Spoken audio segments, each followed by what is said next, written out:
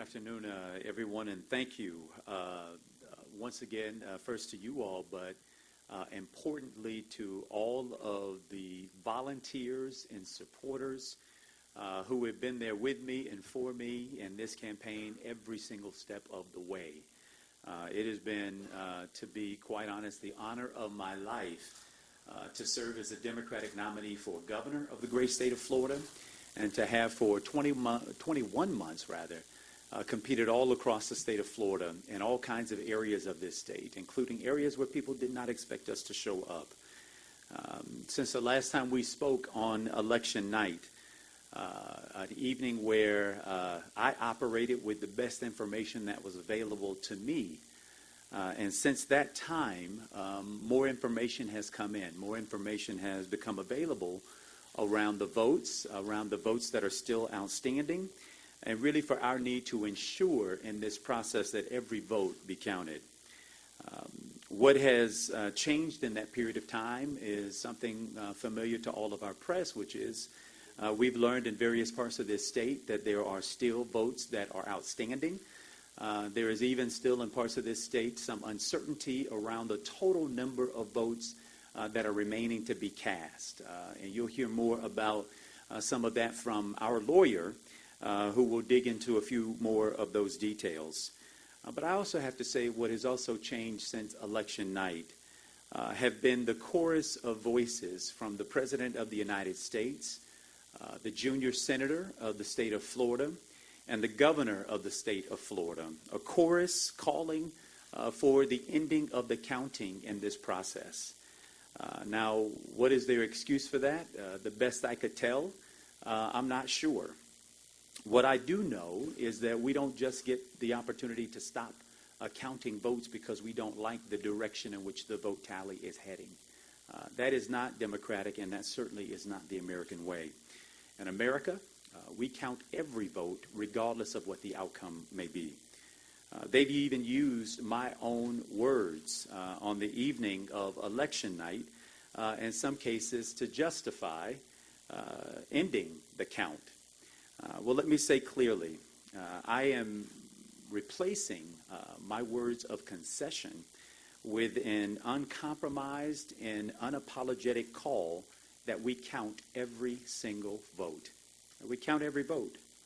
And I say this recognizing that my fate in this may or may not change.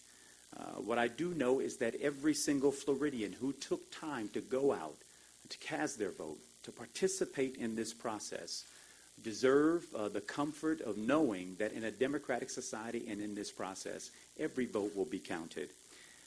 I've got to imagine that if the shoe were on the other foot of my opponents, not one of them would seek a different outcome. Not one of them would stand in the way of counting every vote. And I would ask them in this process, as it goes forward, that they stand in solidarity, all of us as candidates and as leaders in our own respective parties, to ensure that every vote be counted.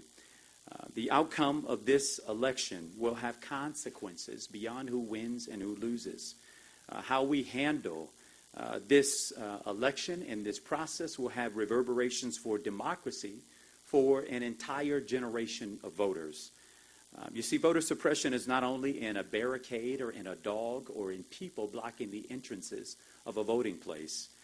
It's not even in a debate about what forms of ID are acceptable, hunter's licenses over a student identification card. But the truth is that voter suppression can show up in that first-time voter, the one who entered this process so enthusiastic and so excited about the ability to go out there and to participate in the democratic process, to let their voices be heard, only to hear their president, their governor, their United States senator throw out claims of unsubstantiated claims of fraud and calls and choruses to stop the counting of the votes. Voter intimidation also exists in that hard-working man or woman who got up and frankly every day get up to go out there and work on somebody else's job in order to provide for a living for themselves and for their families, who either by convenience, by choice, or by necessity decided that they would complete a mail-in ballot to mail in that ballot, only to find that the W in their signature today didn't look like the W in their signature yesterday, and had their votes thrown out. That's not a part of the American way, and that is not the democratic process that we have all come to know. We traveled all across this state in the primary and in the general process. We went to red areas, into blue areas, into purple areas of this state, and I fought hard for every single vote that we got. I fought hard even for the votes that I didn't get.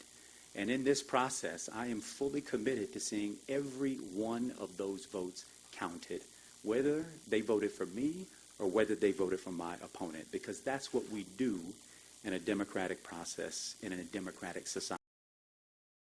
I'm determined in these next several days to use every opportunity within my power to ensure that there is a fair counting of every single vote.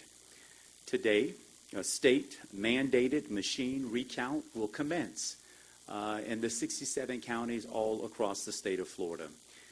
Our team has organized a cadre of hundreds of volunteers and lawyers to spread out all across the state of Florida to ensure to a fair and an accurate count in this process. Finally, I want folks to remember what this election is about. We're here because we want to make sure that the right that is guaranteed to all of us in our Constitution and certainly in our statutes is protected and that it is maintained.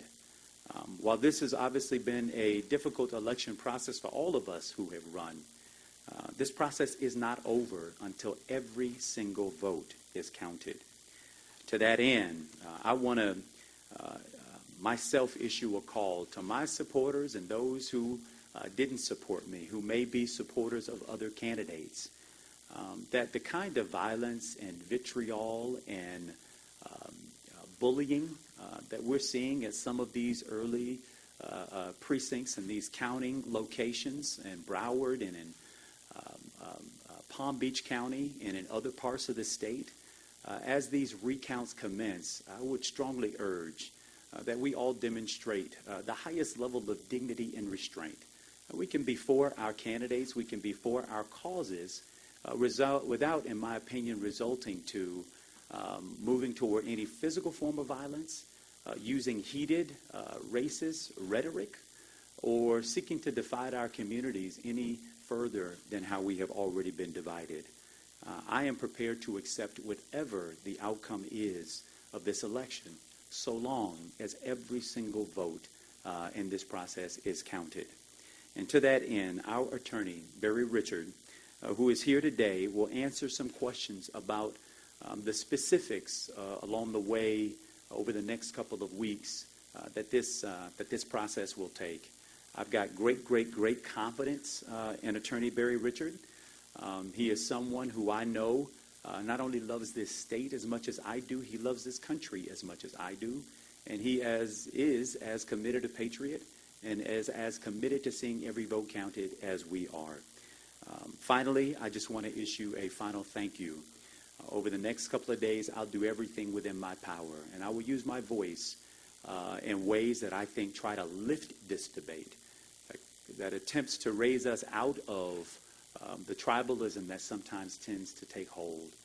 I'll every day remind my supporters what this is about, and I think it's incumbent upon all of us, all the candidates who remain in this now recount process, that we will compel people toward our better angels as we do what is right and what is in the best interests of the people of our state and the people of our country, and that is to reassure hope in the democratic process, not to undermine it and certainly not to shred it. With that, I want to yield the podium